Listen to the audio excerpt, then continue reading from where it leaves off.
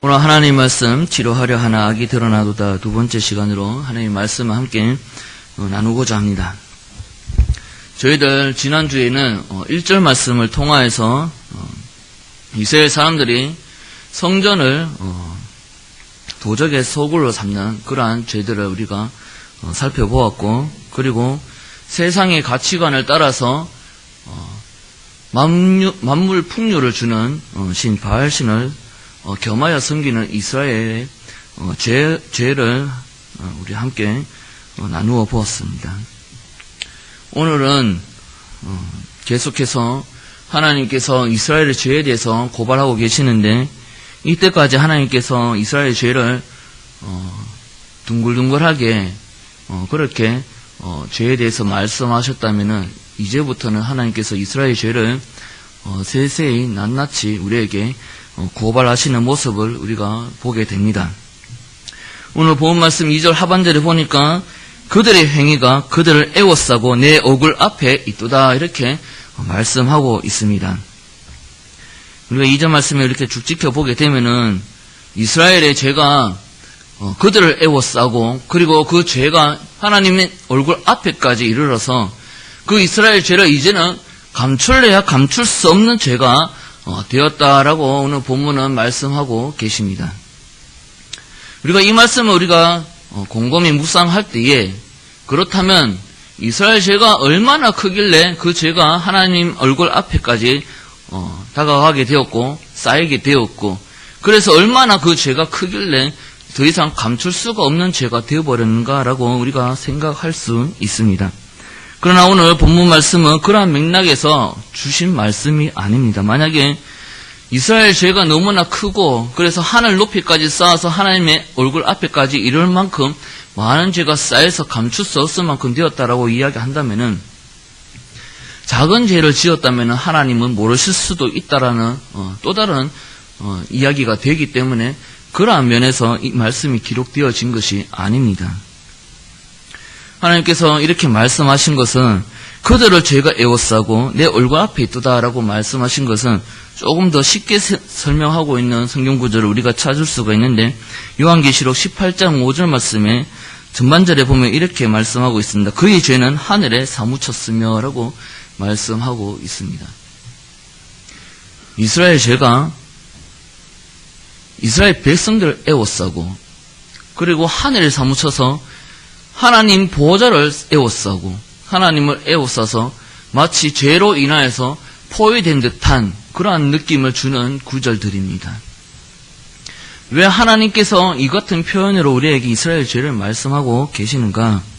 이 죄는 이렇게 표현하신 말씀은 우리가 레위기에서 나오는 속죄죄와 속건죄를 우리가 비추어서 이 뜻을 우리가 이해할 수 있는데, 속죄죄와 속건죄는 어떨 때 하나님께 드리는 것입니까? 죄를 범함으로써 또 하나님의 물건, 성물에 손해를 입혔을 때에, 하나님께 손해를 끼쳤을 때에 속죄죄와 속건죄를 드리게 됩니다. 하나님께서 거룩하신 분이신데 이스라엘 죄로 인하여서 하나님의 이름이 더럽혀지는 것, 십계명에 내 하나님의 이름을 망령되이 일컫지 말라고 말씀하신 그 계명을 어기는 것, 바로 그 죄를 보여주시기 위하여서 그들을 애워싸고 내 얼굴 앞에 있도다라고 말씀하고 계시는 것입니다. 이스라엘 죄로 인하여서 하나님의 이름이 망령되이 일컬었다라고 우리가 이해하는 것은, 우리가 자녀들 가운데에서 말 안 듣고 이랬을 때에 나쁜 짓 하고 이러는 행동을 하는 학생들이나 보았을 때에 어른들이 그것을 보고 그런 아이들에게 이렇게 묻습니다. 요즘 아이들은 이렇게 이야기해도 무서워하지 않는데, 내 엄마가 누구냐? 도대체 네 부모가 누구길래 네가 이렇게 행동하느냐? 또는 학교 선생님이 누구냐? 내 선생님이 도대체 어떻게 가르쳤길래 이렇게 행동하느냐라고 옛날에 많이 훈계들 했지요. 요즘에는 이런 얘기해도 우습게 애들이 잘 못 알아듣고 우습게 생각하는 경향이 있는데, 이것이 바로 부모의 얼굴에 먹칠을 하는 것이고 나를 가르쳐 주신 스승의 얼굴을 먹칠하는 것이다라는 개념에서 그들에게 죄가 에워쌌고 나의 얼굴에 앞에 있도다라고 말씀하고 계시는 것입니다. 우리가 죄를 범함으로써 우리가 죄 지은 것만은 죄가 아니라 우리가 죄 범함으로써 하나님의 영광을 가리게 하는 것, 그리고 하나님의 이름을 망령되이 일컫는 것, 이것까지도 함께 죄를 짓는 것이다 라고 말씀하고 계시는 것이지요. 우리가 한 가지를 죄를 범하였을 때 그 죄는 한 가지로 끝나는 것이 아니라 하나님의 이름을 망령되이 일컫는 죄가 다시 첨가되어서 더 많은 죄로 불어난다라는 것입니다. 하나님께서 왜 이 같은 말씀을 하셨습니까? 하나님께서 구약시대 때부터 이스라엘 민족을 택하시고 그 민족에게 하나님께서 약속의 땅을 주시면서 그 땅을 성취하게 하시는데, 그 땅은 그들이 먹고 살기 위한 하나님께서 주시는 땅, 준비하신 땅이 아니라 영적으로 의미에서는 하나님 나라를 확장해 나가는 의미에서 그들에게 약속된 땅을 하나님께서 허락해 주시는 것입니다. 아담과 하와 때부터 하나님께서는 내가 생육하고 번성하여 온 땅에 충만하고 다스리라 말씀하시면서 하나님의 나라를 우리가 하나님의 방법으로 하나님의 나라를 확장해 나가야 되는 사명을 하나님께서 우리에게 주셨다라는 것을 말씀하고 계신다라는 것입니다. 그러나 우리가 살아갈 때에, 세상에서 살아갈 때, 우리의 삶의 터전에서 살아갈 때, 우리의 직장에서, 가정에서 살아갈 때에 우리는 그냥 6일 동안 먹고 살아야 되니까, 우리에게 시간이 주어졌으니까 그냥 그렇게 살아가는 것이 아니라 하나님께서 말씀하신 하나님의 나라를 확장하기 위하여서 그 6일 동안을 최선을 다해서 하나님께 하듯 죽게 하듯 우리가 살아야 한다라는 것을 우리에게 말씀하고 계시는 것입니다.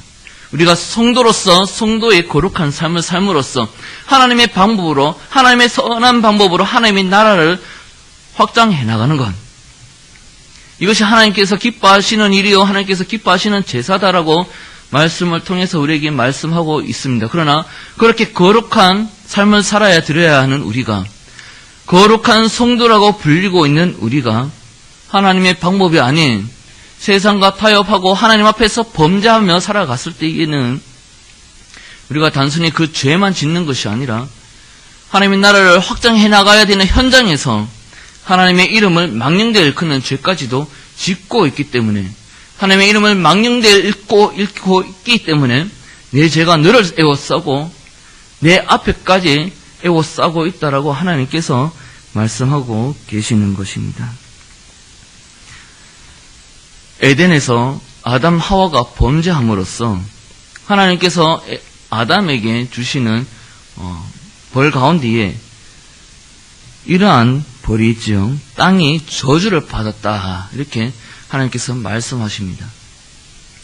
여기서 땅이 저주를 받았다는 말씀에서 이 저주라는 단어가 단순히 어떤 저주를 가리키는 단어가 아닙니다. 이 저주라는 단어를 우리가 이해하기 쉬운 성경 구절이 있는데, 레위기 18장 28절 말씀에 너희도 더럽히면 그 땅이 너희가 있기 전 주민을 토함같이 너희를 토할까 하노라 라고 말씀하고 있습니다. 이 저주는 사람이 하나님께서 택한 성전에서 죄를 지음으로 그 성전을 더럽힘으로 말미암아 성전이 토해내는 것, 이것이 바로 이것을 가리키는 바로 단어가 저주라는 단어입니다.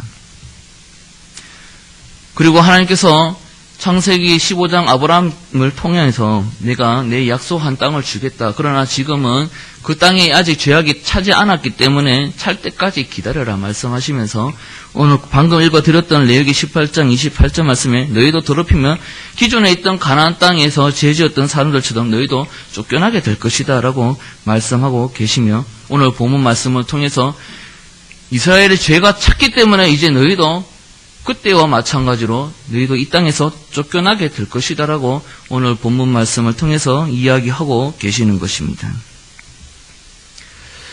이스라엘 백성들의 죄 지은 것 중에서 이제 하나하나 하나님께서 낱낱이 고발하고 계시는데, 호세아 7장 3절 말씀에 이렇게 말씀하고 있습니다. 그들이 그 악으로 왕을, 그 거짓말로 지도자들을 기쁘게 하도다, 이렇게 말씀하고 있습니다. 북이스라엘 백성들이, 그리고 지도층에 있는 자들이 악으로 왕을, 그리고 거짓말로 왕의 세력 지도자층을 기쁘게 한다라고 이야기하고 있는 것입니다. 이 구절이 어떠한 맥락에서 그들을 어떠한 악행을, 어떠한 거짓말로 왕권과 지도자층에 있는 사람들을 기쁘게 해주고 있느냐. 우리가 하나님께서 그 뒤에 비유로 말씀하고 계시는데, 화덕 비유를 통하여서 북이스라엘 사람들이, 북이스라엘에서 지금 일어나고 있는 범죄가 얼마나 비열한 범죄가 일어나고 있는지를 잘 말씀해주고 있습니다. 이 비유는 주전 747년에 있었던 사건을 비유로 말씀하고 계시는 것인데, 그때 어떤 일이 있었는가 하면은 여로보암 2세가 죽은 뒤에 호세아가 왕위에 오르기까지, 여기서 호세아는 선지자 호세아가 아니라 왕 호세아입니다. 여로보암 2세가 죽음으로 말미암아 호세아가 왕권을 잡을 때까지 약 16년이라는 시간이 지나게 되는데, 이 16년 동안 무려 5명의 왕이 통치하게 됩니다. 그들 중 5명 중에 4명은 암살당하게 됩니다. 짧게 통치한 왕은 한 달 채 안 되는 왕도 있으며 3달 또는 6달 되는 왕도 있습니다.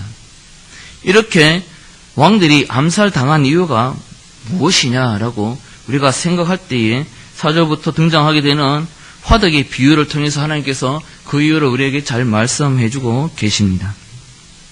그들은 다 간음하는 자라 과자 만드는 자에 의해 달궈진 화덕과 같도다. 그가 반죽을 뭉침으로 발효되기까지만 불 일으키기를 그칠 뿐이니라.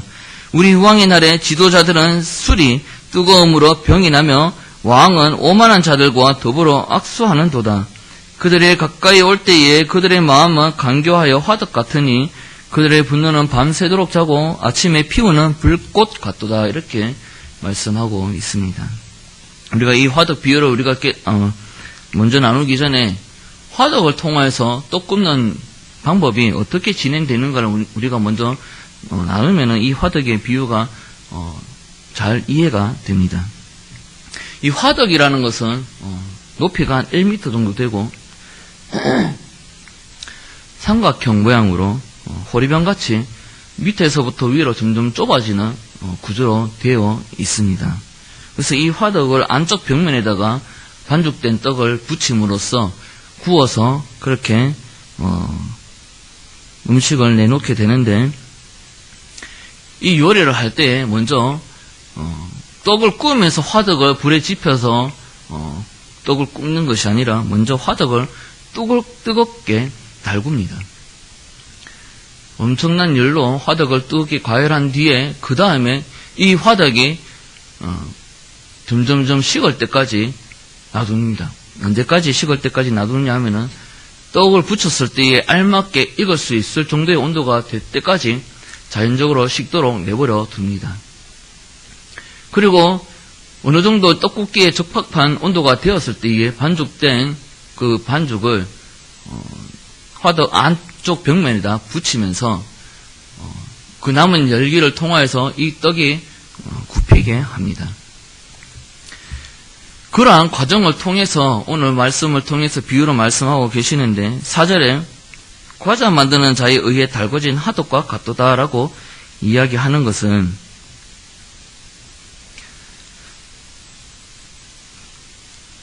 이 왕의 자리를 탈찬하기 위해서 벼르던 사람들이 바로 왕에게 가서 칼을 들고 가서 왕권을 내놔라 이렇게 해가지고 암살을 시키는 것이 아니라 적당한 시기를 보는 것입니다. 화덕을 뜨겁게 달궈서 적당한 온도가 될 때까지, 적당한 온도가 되기까지 식을 때까지 기다리는 것처럼 왕권을 쟁취하기 위해서 몸부림치고 있는 자들이 기회를 보고 있는 것입니다. 그러면 뭐 하면서 기회를 보고 있느냐?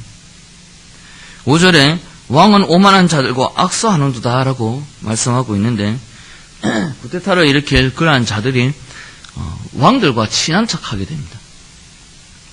잔치를 벌이기도 하고 술을 나누기도 하고 그렇게 친교를 맺으면서 왕은 절대로 경계심을 가지지 못하도록 그 구테타를 일으킬 그러한 자들이 왕과 함께, 지도자들과 함께 가까운 그런 친교를 맺게 됩니다. 그러면서 내가 언제 이 사람을 암살시킬까, 언제 이 왕을 암살시킬까라고 틈을 보게 됩니다. 그래서 6절에 분노는 밤새도록 자고라고 이야기하고 있는데, 밤새도록 잠을 잔 다음에 그 다음날 화덕을 달구는 것처럼 밤새 자기의 분노와 어떤 악을 삼키면서 아침에 되기까지 기다려서 화덕을 데필 때까지를 기다리면서 그렇게 자기의 분을 그리고 악을 감추면서 있는 것을 말씀하고 있으면서 그 뒤에 아침에 피우는 불꽃 같다라고 이야기하는 것은 드디어 이때가 기회다라고 생각하였을 때에 감추었던 칼을 들밀어내고 왕을 암살시키는 그러한 이스라엘의 모습들을 보여주고 있다라는 것입니다. 이 왕권을 찬탈하는 이러한 과정들이 우리에게 있어서 오늘날 우리에게 어떤 의미를 주느냐. 오늘날 우리가 왕의 자리를 앉는 것도 아니고 그것을 위해서 구테타를 이루는 것도 아니고 그렇다고 또 우리가 데모를 하는 것도 아닌데 이 말씀은 도대체 우리에게 어떤 말씀으로 주어지느냐. 이 왕권이 세워진 이유를 우리가 알게 되면은 우리에게 쉽게 적용할 수 있는 말씀입니다. 사무엘서에서 이스라엘 백성들이 이방 나라와 같이 우리들에게도 우리를 통치할 왕을 우리가 원한다라고 이야기합니다. 그리고 하나님께서 사무엘에게 그들이 그렇게 이야기하는 것은 왕이 나를 밀어내기 위해서 그렇게 하는 것이다 라고 하나님께서 말씀하십니다. 다시 말하면은 아담과 하와가 지었던 죄를 또 동일하게 짓고 있는 모습을 보여주고 있다라는 것입니다. 로마서에서 기록된 것처럼 사람이 각자 자기의 마음에 하나님 두기를 싫어하여서 하나님의 통치를 받는 것이 싫어서 그러나 하나님께서 주신 그 복들은 누리고 싶은데 그 복들을 영위할 수 있는 방법은 무엇인가? 하나님 없이 그러한 복들을 누릴 수 있는 방법은 무엇인가? 라고 생각했을 때에 내가 최고가 되면 누릴 수 있겠다라는 생각을 하는 것이지요. 바로 이러한 맥락에서 아담과 하와가 하나님같이 된다라는 말에 속아서 이미 하나님의 형상과 모양을 가졌음에도 불구하고 내가 하나님 없이 최고가 되고 싶다라는 생각에 선악과를 범하게 되고 그리고 사무엘서에서 왕권을 달라고 이야기하게 되는 것입니다. 오늘 본문 말씀에서도 왕권을 자꾸 빼앗으려고 하는 것도 또한 어떤 그 나라가 살기 힘들어서 아니면 왕이 하는 것이 못마땅해서 그래서 구테타를 일으킨 것이 아니라 내가 좀 더 잘 살아보려고 내가 왕의 권력을 내가 좀 휘두르어 보려고 그래서 구테타가 일어났다라는 것입니다. 그 나라가 그때 당시에 북이스라엘에 살기 힘든 나라였습니까? 아닙니다. 당시에 최고라고 이야기할 수 있는 아수르와 대등하게 맞설 수 있는 국력을, 전투력을, 군사력을 가졌던 나라가 바로 북이스라엘입니다. 그런 모든 것들을 누리고 있었던 북이스라엘에서 너도 나도 할 것 없이 내가 한번 그 왕의 자리에 한번 앉아보고 싶다. 내가 최고의 위치에 한번 앉아보고 싶다라는 생각에서 그렇게 죄를 저지르기 시작했다라는 것입니다. 우리가 오늘 세상에서 살아갈 때에도 마찬가지입니다. 본래 우리가 이 땅에 하나님께서 보내신 이유는 우리를 거룩한 성도로 부르시고 거룩한 성도로서 하나님의 방법으로 하나님의 나라를 확장하기 위해서 하나님께서 우리를 부르셨고 우리의 삶의 터전에 우리를 파송하셨는데 우리는 하나님께서 파송하신 그 삶의 터전에서 어떻게 하면 잘 먹고 잘 살아볼까라는 고민을 하면서 어떻게 하면 더 나은 삶을 살아볼까 생각하면서 이 직업 택했다가 이렇게 하다가 저 직업으로 저 직장으로 한번 옮겨보자. 또는 이러한 직업군을 옮겨보자. 이러한 생각으로 살아가고 있는 것이 우리의 모습 아니겠습니까? 오늘 우리가 왕의 자리를 빼앗으려고 하고 있지는 않지만 어떻게 해서든 우리가 좀 리더자의 자리에 세상에서 권력을 좀 가져보고 명예를 좀 가져보고 물질을 좀 가져보고 남보라는 듯이 좀 번듯하게 살아보고 싶어하는 그러한 마음, 그것이 아담과 하와가 가졌던 마음이고 당시에 이스라엘 사람들이 가졌던 마음이고 또 우리가 가지고 있는 마음 아니겠습니까? 하나님께서는 우리를 이 땅의 리더자가 되기를 원하십니다. 그러나 우리가 원하는, 우리가 생각하는 그러한 리더자가 되기를 원하시는 것이 아니라 하나님의 나라를 확장해 나갈 리더자, 타락한 방향으로 쏜살같이 흘러가고 있는 이 세상을 다시 바로잡을 리더자, 그 리더자를 하나님께서 원하고 계십니다. 우리는 오늘날 무엇을 위해 기도하고 있습니까? 우리는 하나님의 영광을 위해서 우리의 어떤 좋은 위치, 좋은 환경을 구하고 있지만 정말 내심에는 하나님께서 기뻐하시는 그 하나님 나라를 위해서 구하고 있는 모습입니까? 아니면 명분만 세워서 나의 욕심을 채우기 위해서 아담이 그랬던 것처럼 북이스라엘이 그랬던 것처럼 우리가 또 그렇게 살아가고 있지는 않습니까? 오늘 본 말씀 7절에 그런 중에도 나를 부르짖는 자가 없도다라고 말씀하고 계십니다. 그런 죄악된 세상을 살펴보면서 바라보면서 통탄하면서 이 세상을 어떻게 할꼬 이렇게 다들 이야기했을 테지만 그러나 그 문제를 가지고 하나님 앞에 나와서 우리 죄를 구하고 다시 회복을 구하며 하나님께서 통치할 그날을 구하지 않았다고 말씀하고 계시는 것입니다. 오늘날 우리가 살아갈 때에 하나님께서 보내신 삶의 터전에서 살아갈 때에 우리가 직접적으로 선교를 하고 사역을 하는 것은 아니지만 하나님의 나라를 위하여서 내가 있는 그 위치에서 하나님의 선한 방법을 가지고 열심을 내어 우리가 이 땅의 지도자가 되기를 소망하며 하나님 앞에 꿋꿋하게 설 수 있는, 은혜로 설 수 있는 그리스도의 의를 의지하여 완성하신, 승리하신 그리스도의 의를 의지하여서 이 땅에 설 수 있는 저와 여러분이 되기를 간절히 소망합니다. 기도하겠습니다.